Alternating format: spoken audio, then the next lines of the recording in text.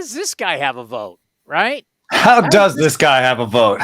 Now, as he pops on. Yeah. How does this guy right here have a vote? I was just talking about, a guy that we used to wear, as I adjust my own camera, a guy that we used to work with who used to cover Major League Baseball, but had moved out of any town that had Major League Baseball, hadn't been with a newspaper in years and been a radio guy. But he was a radio guy in a non-baseball town and hadn't covered really baseball in years, and still had a Hall of Fame vote. And we all were like, how's this possible? I think that there is a problem with the process, and we can get into that. But first of all, we want to hear, now that it's all said and done, you've done your time here, you're on MLB Network. What was it like first-time voter? Well, I actually have the problem you're talking about a little bit on the opposite side, which is that I didn't necessarily cover these guys. I just got my vote after 10 years in. A lot of those guys were finishing their careers. I just got accused of voting for Scott Rowland because I liked him, and I was like, I've never talked to Scott Rowland. I knew it. Your buddy's with him. He's buying you dinners. You're going on family trips together. How was Christmas at the Rowlands' house? Yeah. So I don't know. It does give me the perspective of, also, I'm a numbers guy. So, I come to this being like, let me just see what the numbers say. I'm not going to necessarily, I have some eye test, but a lot of that eye test came from being a fan. And just being like, well, yeah, I said this earlier too, the Baseball Writers Association, this thing has got so murky because I mentioned you've never worked for a newspaper, right? Yeah, that's right. Yeah. Right. And this was always the Palo Alto Daily News. I mean, this was all about the newspaper guys. Well, the newspaper guys, for the most part, everybody got, let go. So the days of the newspaper guys. That's another question too, is like, where is the industry going and who's allowed in? Because right now we're not allowing in people at some smaller outlets because they don't cross some boxes the papers used to cross. So there is a question of what the voting body should look like. For me, it was my first time in, and I had looked forward to it because I thought there'd been some bad decisions in the past, and I wanted to bring to bear my fluency with the numbers and sort of be able to say, okay, I got this. I know the numbers. I can do this. What I didn't anticipate and what I should have is just how this comes at the nexus of things that people care about so much. My team, your numbers are stupid. The game is getting worse. The hall is getting filled of worse players, and those arguments actually bring the most vehemence and the most anger out of almost any argument that I've been involved in. So I didn't vote for Jimmy Rollins, and I got a bunch of DMs telling me to hurt myself. I did vote for Bobby Abreu, and I got a lot of feedback about how dumb I was. So yeah, the eventual process that I start out with is simple. There are some cool tools. Baseball Reference has a page where it has all of the people on the ballot, and it has some of the numbers there. Jay Jaffe has a JAWS tool, which is based on WAR. I use that. I use WAR itself. Fangraphs has a sorting tool where you can sort all the Hall of Famers. I look how the player compares to Hall of Famers, right? And what I'm trying to do is get players that are above the average Hall of Famer, because I don't want to make it worse. I don't want to put in someone who's below the average Hall of Famer just because he sort of belongs. I don't want to say, oh, Harold Baines is in, so anybody who's better than Harold Baines should be in. I didn't agree with Harold Baines being in, so I shouldn't use him as the person. But I use the sort of halfway line. And so if you look at, let's say Scott Rowland, I voted for him. I'm super happy he's in. If you look at him, he's above the halfway line among Hall of Fame third baseman when it comes to homers, stolen bases, slugging percentage, batting average. Actually, I don't think he is on batting average, but on a lot of the things that we care about. And yes, WAR and defense. So I said he's in. So I voted Bobby Abreu in, Scott Rowland, Jeff Kent, and Billy Wagner, because I compared him to other relievers, not necessarily to all pitchers. And among relievers, he's one of the best of all time. He had a really similar batting average, OBP, and slugging against to Mariano Rivera.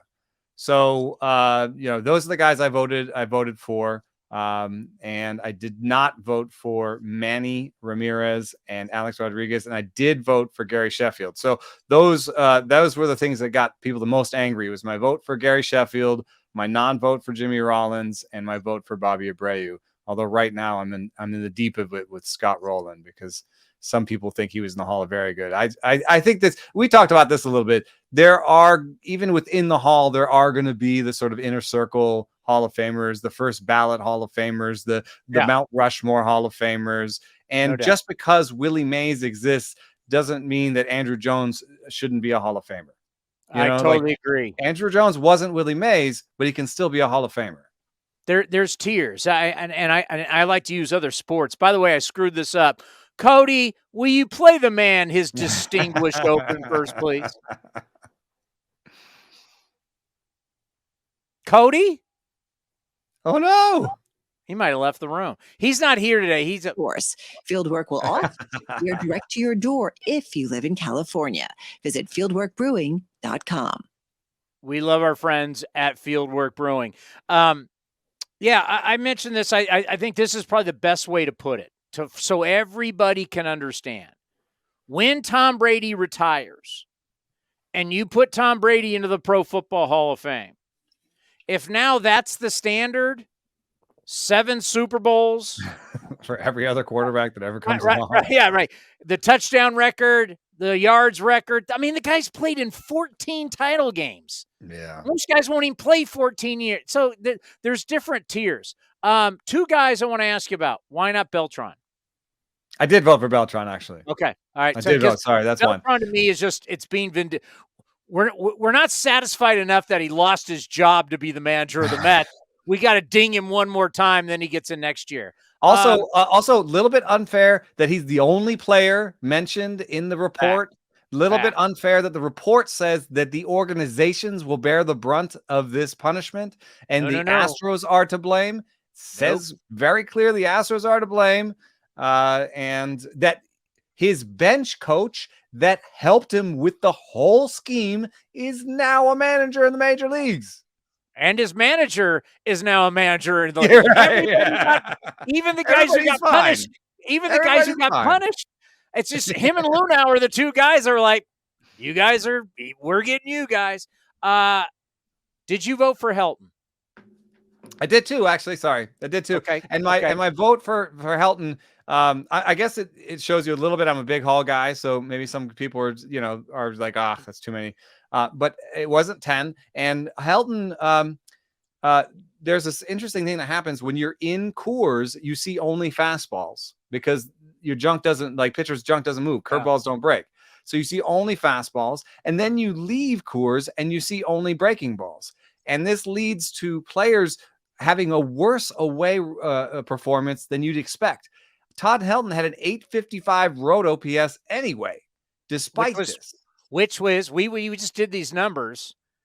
His 855 road OPS is the exact same as Scott Rowland's OPS for his career. He has a higher. Scott Rowland had the glove, though. Scott Rowland's batting average was 281 for his career. We're banging Helton for being on the road. Helton's career average was 287. I'm not banging on Rowland. I'm just saying what drives me nuts is Cody and I have established that the Colorado Rockies are one of the 30 Major League Baseball teams. Is that correct? Yeah, right. Right. Okay. So we can't just say no Colorado Rockies hitters are ever allowed. They draft players and they bring players up, and we want players to stay their whole career with the same team because we think that's admirable. We want players to do that. This guy does all of that, and now you're punishing him for that. And this is the thing that I think writers don't know as much as they think they do. It is really hard to play in elevation. Anybody that tells you for the Denver Broncos, the Avalanche, the Nuggets, lack of oxygen, guys get hurt easier. It's really hard to play in elevation. And then when you go on the road, as you just mentioned with the pitches, but when you go on the road, and your body goes back down to sea level, it's now a different game for you. It's not the Rocky player's fault. Yeah. And one thing you can see is there are a lot of former Rockies that went on to play in other places, and people said, why'd you sign them? That, their road, blah, blah, blah. And they were great. Matt Holliday is a really good example, but there are other examples of players, Dexter Fowler. There are other players that were great in Colorado, went on and had surprisingly similar numbers in other places. So, I think that, writ large, he was one of the best first basemen of all time. And he had some amazing seasons that are a little bit, even more amazing than Scott Rowland. If you want to ding Scott Rowland, it's like he didn't really have that MVP type season. Helton did have an MVP type season. He didn't win it that year, but he had numbers that if you look at them, you're like, what are you talking about? And let's be honest, PED guys kept him from winning an MVP. Yeah, so Todd Helton's, maybe I forget who Sammy Sosa beat him that year, didn't he? 2001, 336 batting average, 49 homers. 2000, 372 batting average, 463 on base. He lost to Barry Bonds. I mean, he lost to PED guys, so it's 698 slugging. Oh my god, it's not totally fair. Well, and what I think probably MLB Now did the best job of this year was truly explaining the vote and the game that is the voting, where Jason Stark talked about how, if you get a ballot that it's no votes, it truly changes percentages. You need now extra more yes votes to make up for a ballot extra more yes votes to make up for a ballot that had no votes.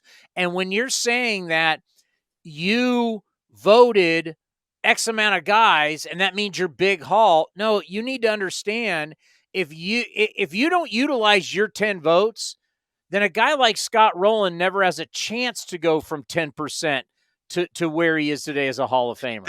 Never have that opportunity. It's a game. Yeah, like somebody's yelling at me right now about like, how did he go from 10% to 76%?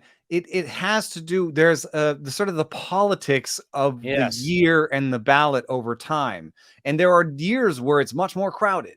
And then there are years where it's less crowded. It has to do with how many people are coming in that are hall worthy, that are first ballot hall worthy, that sort of thing. And then they're also changing ideas over time about the importance of wins above replacement as a thing we should think about when we vote. So exactly over the sort of 10 years that, or whatever many years that Scott Rowland has been on the ballot, WAR has become more popular among voters, and younger voters are getting the vote, like me, who use WAR more to look at him. And Scott Rowland is a WAR candidate. You know what I mean? He is that kind of guy where you're like, and I think, another thing, third basemen are not well represented in the Hall of Fame. They're the position with the least amount of Hall of Famers. And I think this is exactly why is somebody like Scott Rowland, because we don't vote in defensive third baseman, because for a long time, I think people thought third basemen were just first basemen on the other side of the diamond, and I think that they didn't really care about their defense, and they wanted their third baseman to put up numbers like their first baseman. And I think Scott Rowland with WAR in on his side says, no, man, his defense was really valuable. And now I think that fits with my personal eye test. I thought he was the best third baseman, defensive third baseman of his time. That's what I remember him as. And so, if you start with that being like, okay, he's the best defensive third baseman of his time, let's look at his offensive numbers. Whoa, they're pretty good. Now, they're not like Hall of Fame worthy. If he was a first baseman, he wouldn't be a Hall of Famer, But with WAR, we now have that. So over time, you sort of get fewer people who are going to do the zero ballot protest vote, because there are actual Hall of Famers on here. You get younger people who are into WAR, and they're gonna vote based on WAR. So there's a lot of things ebbing and flowing. There are people who fall out of having the vote. There are people who gain the vote, and then there are just year to year. Sometimes you'll have 15 people you want to vote for, and only 10 slots. So then you have to sort of decide who's going to be in, who's going to be out. People this year didn't vote for Carlos Beltran just to say, Bob Costas said this. Yeah, I thought the coverage was pretty good. Bob Costas said this, not on the first ballot. And I get it. I guess it's like another little, punishment. Yeah. But it is kind of funny to be like, okay, next year he will be a Hall of Famer. Next year he gets 80 something. You're like, Yeah, okay. and next year, third base is going to be the third base. Now that you got Chipper in, now that you get rolling, I mean, there's no question. First ballot, Beltre's going in. He's got all the numbers. He's got a similar package, I think, to Roland. I mean, he's got the 3,000 hits, so even the jokers can't vote. I mean, you got it. Right. Yeah, even the but he was guys, like glove first for a while. I mean, for parts of his career, his best foot forward was his glove. Yeah, you start looking 3,166 hits, 477 homers, 636 doubles, 1,707 runs, scored 1,524. I mean, he's going in. He's a first ballot. He's got but the two guys that are interesting, Chase Utley and Joe Mauer. Yeah, I think Mauer's got my vote. I've already sort of looked ahead on that, and the other position that's underrepresented in the Hall of Fame is catcher. There are only 17 catchers in the Hall of Fame. There are like 24 first basemen. So I think that's because the metrics aren't always great for catchers. They break down earlier. It's a tough. Yeah, they don't last long. Yeah, they don't last as long. They don't get to 3,000. Beloved Ray Fosse, you just had to see his hands. Yeah, everything was crooked. Yeah, they look pretty old and broken by the time they're done. So, I think we have to, and also they do things that won't get caught up in the numbers. So we have to be careful, even as this war, like as young people with the war thing come forward, that we don't just say, oh, Yadi Molina's not in because of war. Because I remember a while back, people were saying Yadi Molina's not in. Look at his war. And I said, nah, man, Yadi Molina's a Hall of Famer. And then we added framing into war. And all of a sudden now Yadi Molina has the war of a Hall of Famer. And so I'm saying, what about game calling? We don't have game calling in war right now. So if you're telling me there's some guy who's like maybe 5 wins above replacement short of the Hall of Fame catcher position, I don't want to hear that he's not in because of war. You know what I mean? Because he might have been the best game caller. In fact, what if people say he was the best game caller? Then maybe you should listen to them. So, I mean, the relationship between a catcher and his pitching staff and the pitching coach, it's magic. And when you got a great one who, there's no metric for how much he studies video. There's no metric for how much he studies scouting reports. How many outs does he get your team based off his knowledge of the hitters and his knowledge of the pitchers? I mean, how does, there's not a metric that where this catcher knows, I know how my pitcher performs best in which situations. Knowing your pitchers like that gets you out. So the curve doesn't look good today, or they're seeing it, or the cerebral part of the game doesn't end up in the metrics, and that's not fair. That's what makes some of these guys. What makes their greatness. Yeah, we've been blessed here. Buster Posey's got my vote when he makes it. I think that should be pretty obvious, but maybe some people will argue it didn't have the length of the career you expect. You're just friends with him. You were buddies. You dined together in Atherton, you rich people. No, I wished he talked to me. I was so hard to get him to talk to you. God. That now we're starting to get into people that I covered. And I did talk to Adrian Beltre and had a great conversation, but it took me 8 times to get that conversation. He's a tough guy to get. But hey, can we just say one player they never said that when they you were just buddies or you were just no one ever accused that with Bonds. You voted for him because you're buddies with him. No. He asked me for money one time. I said, could I talk to you about choking up on the bat? I'm doing a big story about choking up on the bat. And he said, you got money? I'm not shocked. He got mad. I was helping. I don't have money for you, Barry Bonds. He was a jerk to me. It was back when I was in my early days at KMBR. Mm-hmm. And he and that little squiggly handler guy, I mean, he's in Game of Shadows. I can't remember his name. They came into the studios, and it was in the off season. And I was setting up the studio, and I got the scripts together. It was commercials to help Barry Bonds, and it was a mess because they were a mess. And Barry got mad at me. I kind of just blew him off and walked out. But yeah, Barry Bonds got mad at me, and I was trying to help him make money. Chase Utley as a second baseman is interesting. Yeah. I try not to have magic numbers because a lot of these magic numbers are going to go away with the way that people play the game now. You think about like 500 homers or like think about 300 wins. Like nobody's really going to do 300 wins anymore. No, we're just never, because we don't even leave them in long enough to get the win. But 60 wins is kind of a magic number. 60 wins above replacement. He's got 61 and a half. He's right there. It's a little bit of a short peak thing. He kind of it was knee on knee. I mean, bone on bone in the knee. He kind of really fell off. He had those really amazing three top 10 finishes in MVP for a second baseman. Yeah. The stolen bases, the runs, the RBIs, the home runs, the doubles, the defense, played in big games, played well in big games. I mean, at some point that's all something. And I know I did an interview with Joe Morgan one time Joe Morgan said your postseason stuff is icing on the cake. I get that. But that icing tastes pretty darn good. And we do have to, when the lights are the brightest and the most important, I think there is something about how you performed in the postseason. That may be one of the dings on Billy Wagner.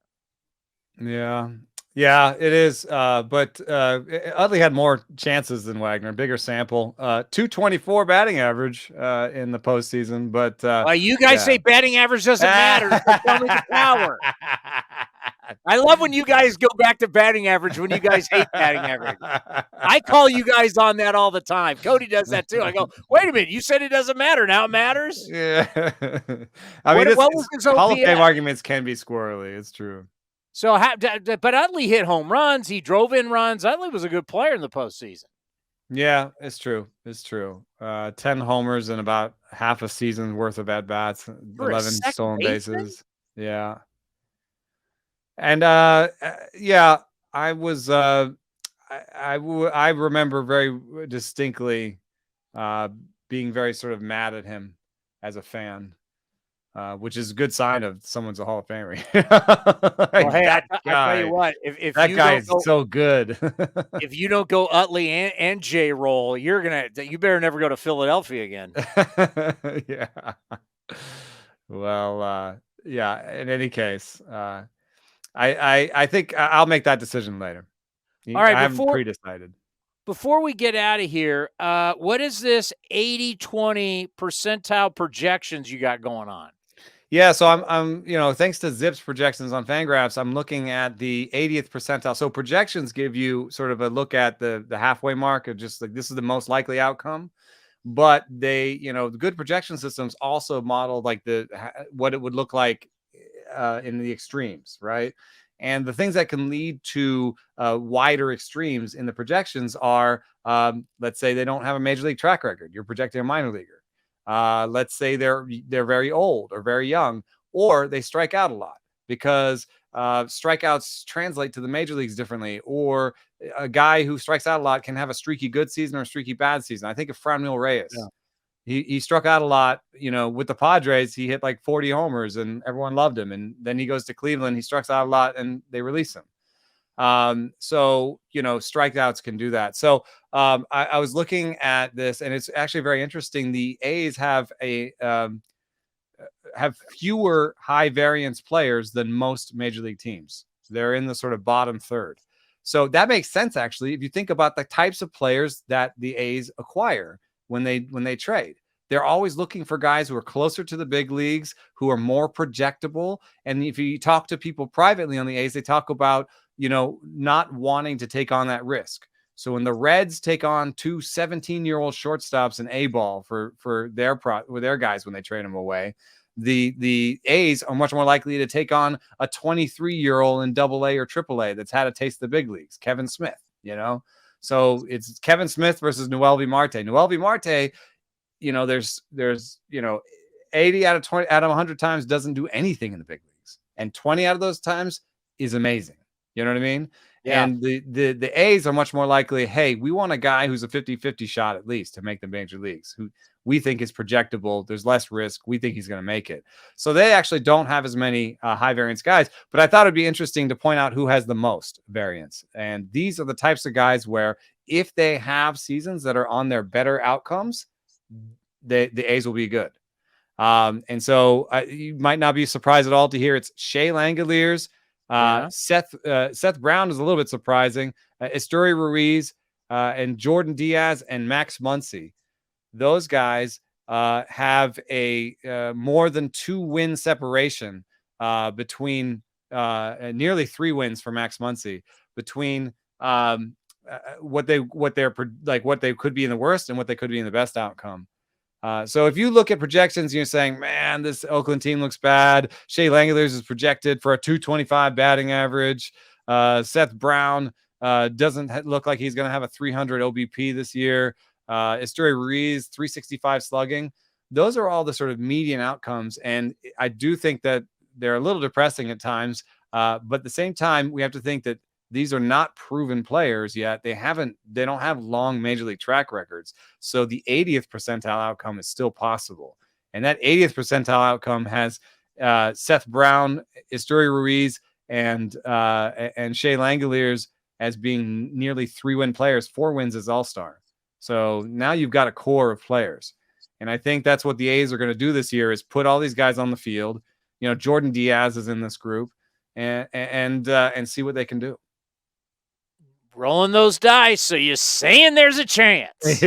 I will say that I was going to say in the Bay Area catchers thing that I was saying, Sean Murphy, it's too bad he's gone, but he was a real hard worker. And I think one of those great catchers that really understood his pitchers.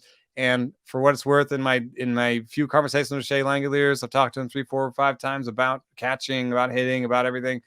I think he's a legit catcher. We'll have to see how the strikeouts come along on the batting side. But in terms of handling the staff and taking it very seriously, he's a good catcher. Quickly, Aguilar signing that 1-year deal with the A's for supposedly $3 million. This just screams like an Oakland A's deal. If he doesn't perform, get rid of him, no big deal. Or he goes back to what he used to be, and that's a guy who can be a force in the middle of your lineup for $3 million. Yeah, the A's used to do this all the time. I mean, you had Mike Piazza in here. You had we had Frank Thomas, I think was an A, we always had the bigger, older DH type. And I think maybe he'll play some first base. Maybe Seth Brown will play in the outfield or play first base. Either way, it helps them when they're sorting through options in spring training. I will say that I also saw something on Dermis Garcia on Fangraphs as something, very interesting about the way he was making contact last year, that he could be a breakout candidate. So I think Dermis is still in the mix. I think Soderstrom is going to be in the minors, but he's on his way. So they've got some first basemen to work through. Great stuff as always. Let's play his outro, please, Cody. The Eno Sarris Show is sponsored by Fieldwork Brewing Company. With 8 taproom locations in Northern California, Fieldwork brings you fresh craft beer direct from the source. Fieldwork will also ship beer direct to your door if you live in California. Visit fieldworkbrewing.com. I can already hear it next year, Eno. David Wright blew you off. That's why you're not voting for him. I can hear it now. Not the short career. All right, buddy. Great stuff. And you were fabulous on MLB Network. All right. Thanks for having me. See ya. The great Eno Sarris joining us here. He joins us every single week on A's Cast Live to talk baseball and good stuff. Good stuff.